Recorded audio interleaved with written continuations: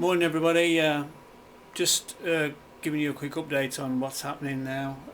Thought I'd go through one or two things that I've been up to lately. I've been working with some slips, some black slip and some white slip, so I'm just going to show you what I'm doing, and then we'll do a little bit of a demo on some bowls and kiln fillers I've got for a firing coming up next week.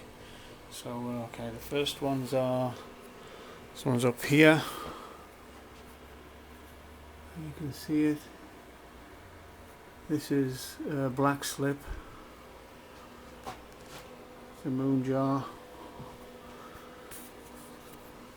These pots here, these are drying.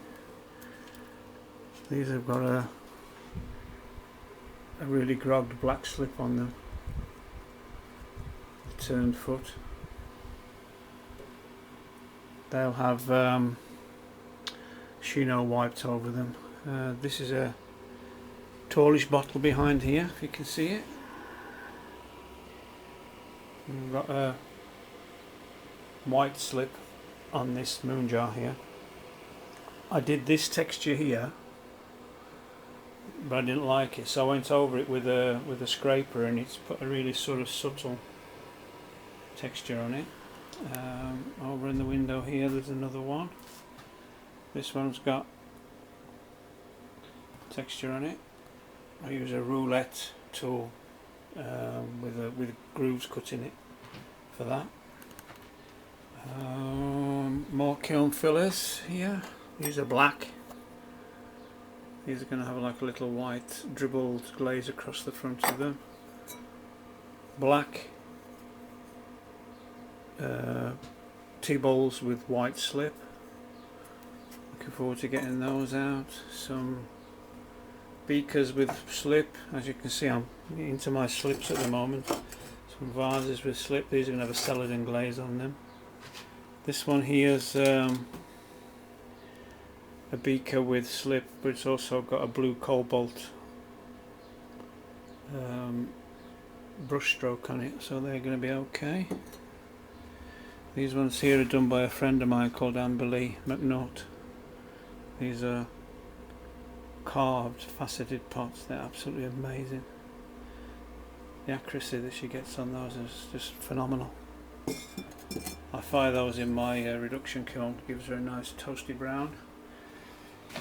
Here's some kiln fillers here. More tea bowls. These ones are going to have a white nuka glaze, thick white nuka glaze with a black crazed line through them. Hopefully it's a glaze technique I'm just going to be using. I saw it on NHK the other day. I threw these the other day. If you saw the previous video, these are the pots that I was throwing with the rim to catch the glaze as it sags, and that's the turned foot. So that's it. Cracking on with things. I'll just do a bit of a demo now for you on some bowls with some slip on the inside, and I'll show you the firing results next week.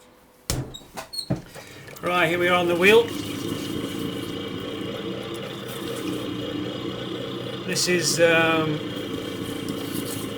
reclaimed clay, so there's all sorts of clays in this. It's all stoneware, but there's some black clay in with it, there's some ordinary stoneware, there's all sorts. It will be very toasted, there's a lot of iron in it. I'm throwing these bowls, these are sort of little kiln fillers and little bowls. I'm throwing them quite loosely because I want sort of a loose spiral in them, so I'll throw it first. I want them quite wide because I want to put a brush stroke on them. Suppose the little serving bowls. So I get to this point here and then I just run my finger up quickly and then back down again. Put a bit of interest in the bowl itself. And then what I've got here is a tub of white slip. Just get a wedge of it on the edge of the brush, and start in the middle and just wipe it up. That's it done. Simple. Fairly quick.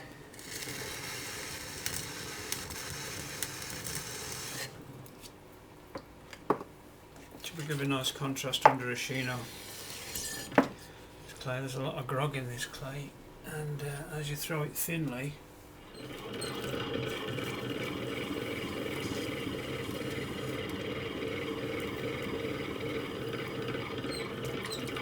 getting into the serious part of the year now. There's Earth and Fire is coming up in 4 or 5 weeks time, 4 weeks time, so I've got to get all these big pots biscuit fired and then through a couple of glazings, so should just about do it.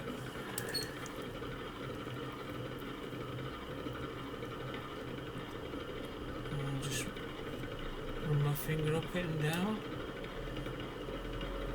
So although there's like a wobble inside here, the rim, as you can see, is still set. That helps with turning later. If you've got a wobbly rim, you have to take a lot more trouble. It's a lot more difficult to turn the foot ring on it.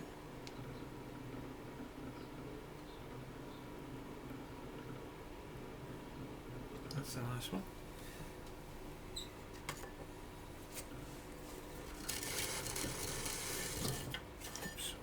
I like the freedom that this kind of work gives you. You're never sure exactly how it's going to look. Some work okay, some don't. Okay, I'm just at the process of turning these bowls now with the ones I did earlier with the slip inside. Because I made sure that the rim was circular, even though this bit's wobbly. It fits in the Giffen grip, or it would fit straight on the wheel if you wet it in the old-fashioned way. I do use both, but I use this Giffen grip when I'm throwing big pots, when I'm turning big pots, because I put a bowl in here and then I set the big moon jar in the bowl, and it allows it to stand on a narrow neck. So that's why this was still on here, so I thought I'd carry on using it.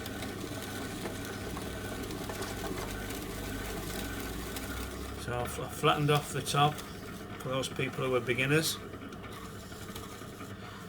I'll just mark where I want to go. If you want to make pots that are exactly the same, you can use a marker or a caliper just to mark where the foot ring is. I don't bother, I just do it by eye. You can hear the grog in this clay, it's fantastic. And it's just a question of taking the clay away up to the mark that you've made.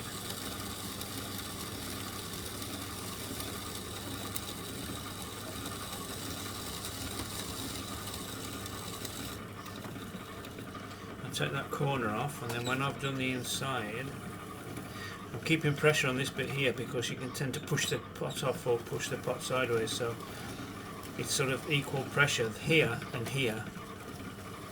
It's offering equal pressure and it stops it from shoving over.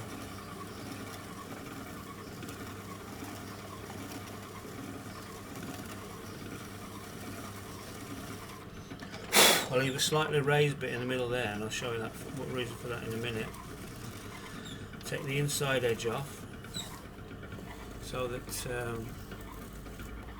I can burnish it with my finger, because they used to sometimes sit on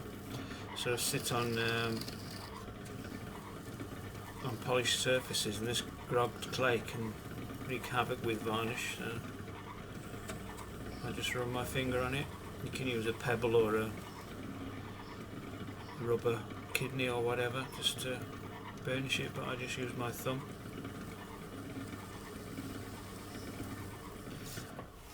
You can see the different texture in the clay there. I shall glaze it to here because I'm going to put wood ash on and it will run. So I'll leave a space here and it will run into this part here. If I glazed it to there, it would run off. So for two reasons: one is to stop it from running off the pot, and also because I quite like this rough texture to be seen away from the glaze. So that's that bit. what I've got here, these are fairly dry, but sometimes if I'm in a bit of a rush and I'm turning them a bit soft, the Giffen grip can push them sort of triangular. So what I've got here is a plaster mould. This was given to me by Jim Simpson, good friend of mine. Sorry, Jim Faulkner, not Jim Simpson. They're both good friends. But Jim Faulkner, he gave me this. It's in the inside of a plaster mould that he had. He was throwing it away, and I just used that just to make it back round again. To make sure you don't press too hard because they split. That turns it back to being round, and that's the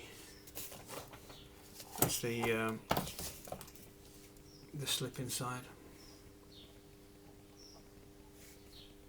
Quite a nice pop. Okay, here's the reason I leave that sort of raised point in there.